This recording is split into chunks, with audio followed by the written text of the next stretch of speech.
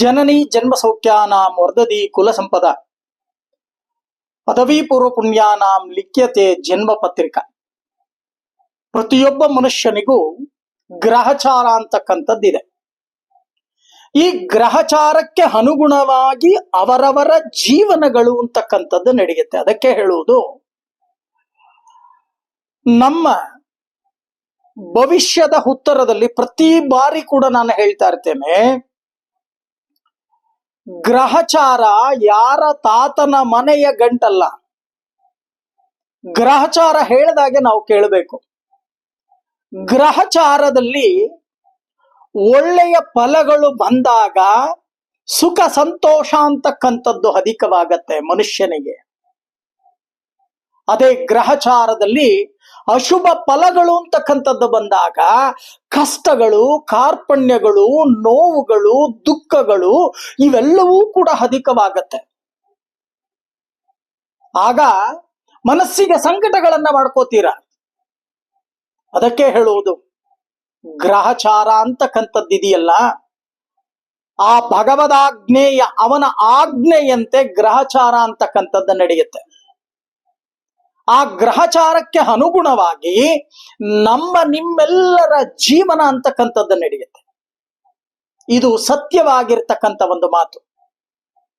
ಹಾಗೆ ಈ ಜುಲೈ ತಿಂಗಳಲ್ಲಿ 12 ರಾಶಿ 12 ರಾಶಿಗಳ ಫಲಾಫಲಗಳನ್ನ ನಾವು ನೋಡೋಣ.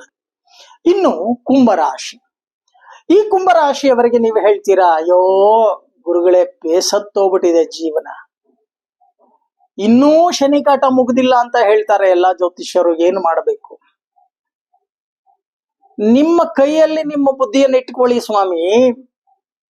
ನೀವ್ ಯಾಕೆ ಇಲ್ದೇ ಇರ್ತಕ್ಕಂಥ ಹೇಳಿಕೆ ಮಾತನ್ನ ಕೇಳಿ ಈ ರೀತಿ ಪರಿಸ್ಥಿತಿ ಕಷ್ಟ ಕಾರ್ಪಣ್ಯಗಳನ್ನ ಸೃಷ್ಟಿ ಮಾಡ್ಕೊಂಡ್ರಿ? ಸ್ವಲ್ಪ ಯೋಚನೆ ಮಾಡಿ. ಹಿಂದೆ ಎಲ್ಲ ಏನಾಯ್ತು ಅನ್ನೋದನ್ನ ಯೋಚನೆ ಮಾಡಿ. ಯಾವುದೇ ಒಂದು ಸ್ವಂತ ನಿರ್ಣಯವನ್ನ ಮಾಡ್ಕೊಳ್ತಕ್ಕಂಥ ಕೆಲಸವನ್ನ ಮಾಡಿ. ಬುದ್ಧಿಶಕ್ತಿ ಅಂತಕ್ಕಂಥದ್ದಿದೆ, ಉಪಯೋಗವನ್ನ ಮಾಡ್ಕೊಳ್ತಕ್ಕಂಥ ಕೆಲಸವನ್ನ ಮಾಡಿ. ಎಲ್ಲೋ ಒಂದು ಕಡೆ ಸಾಲ ಸಿಗುತ್ತೆ ನಿಜ, ಕೈ ಹಾಕ್ತಕ್ಕಂಥದ್ದು.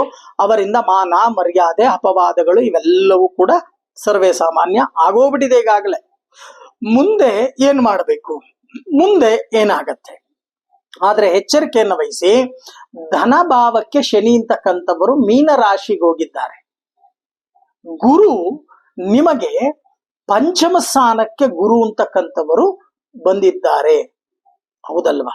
ಆ ಪಂಚಮ ಸ್ಥಾನಕ್ಕೆ ಗುರು ಪಂಚಮಂ ಕಾರ್ಯಸಿದ್ಧಿಯಂಚ ಅಂದ್ರೆ ಮಾಡ್ತಕ್ಕಂಥ ಕೆಲಸ ಕಾರ್ಯದ ಬದಲಾವಣೆಯನ್ನ ಮಾಡಿಸ್ತಾರೆ ಗುರು. ಬದಲಾವಣೆಯನ್ನ ಮಾಡಿಸಿ ನಿಮ್ಮ ಒಳ್ಳೆಯ ದಾರಿಗೆ ತರ್ತಕ್ಕಂಥ ಒಂದು ಕೆಲಸವನ್ನ ಮಾಡ್ಲಿಕ್ಕೆ ಮುಂದಾಗ್ತಾರೆ ಬೃಹಸ್ಪತಿ. ಇದನ್ನ ಭವಿಷ್ಯ ಹೇಳ್ತಕ್ಕಂಥ ಒಂದು ಕೆಲಸ. ಈ ಭವಿಷ್ಯದಲ್ಲಿ ಇದನ್ನೇ ಹೇಳುವುದು, ನಿಮ್ಮ ಜೀವನದಲ್ಲಿ ಒಂದು ಟರ್ನಿಂಗ್ ಪಾಯಿಂಟ್ ಅಂತಕ್ಕಂಥದ್ದು ಸಿಗತ್ತೆ. ಆ ಟರ್ನಿಂಗ್ ಪಾಯಿಂಟ್ ಇದೆಯಲ್ಲ, ಅದನ್ನ ಎನ್ಕ್ಯಾಶ್ ಮಾಡ್ಕೋಬೇಕು ನೀವು. ಹಾಗಾದ್ರೆ ಶಾಂತ ರೀತಿಯಿಂದ ವರ್ತಿಸ್ತಕ್ಕಂಥದ್ದು, ಆದಷ್ಟು ಪ್ರಾರ್ಥನೆಯನ್ನ ಮಾಡ್ತಕ್ಕಂಥದ್ದು ಯಾರನ್ನ? ಶನಿಗೆ ಅಧಿದೇವತೆಯಾಗಿರ್ತಕ್ಕಂಥ ಆಂಜನೇಯನನ್ನ. ಬುದ್ಧಿಶಕ್ತಿ ತುಂಬಾ ಚೆನ್ನಾಗಿದೆ, ಅವನ ಆಂಜನೇಯನ ಅನುಗ್ರಹ ಅಂತಕ್ಕಂಥದ್ದು ನಿಮಗೆ ಬಂತು ಅಂತ ಅಂದ್ರೆ ಬುದ್ಧಿರ್ಬಲಂ ಯಶೋಧೈರ್ಯಂ ಅಂತ ಏನು ನಾವು ಮಂತ್ರವನ್ನ ಹೇಳ್ತೀವೋ ಅದೇ ರೀತಿ ಯಶೋಧೈರ್ಯ ಅಂತಕ್ಕಂಥದ್ದು ನಿಮಗೆ ಬರುತ್ತೆ. ಎಷ್ಟೇ ಕಷ್ಟ ಬರಲಿ ನಾನು ಮುನ್ನುಗ್ತೀನಿ ಅಂತಕ್ಕಂಥ ಒಂದು ಧೈರ್ಯವನ್ನ ಕೊಡ್ತಕ್ಕಂಥ ಕೆಲಸವನ್ನ ಮಾಡ್ತಾನೆ ಕಲಿಯುಗದ ಬ್ರಹ್ಮ ಹನುಮಂತ. ಚೆನ್ನಾಗಿ ಅರ್ಥ ಮಾಡ್ಕೊಳ್ಳಿ. ಹಾಗಾದ್ರೆ ಈ ಮಾಸದಲ್ಲಿ ನಾವೇನು ಪರಿಹಾರ ಮಾಡಬೇಕು ಗುರುಗಳೇ? ಯೋಚನೆ ಮಾಡ್ತಕ್ಕಂಥದ್ದು ಬೇಡ.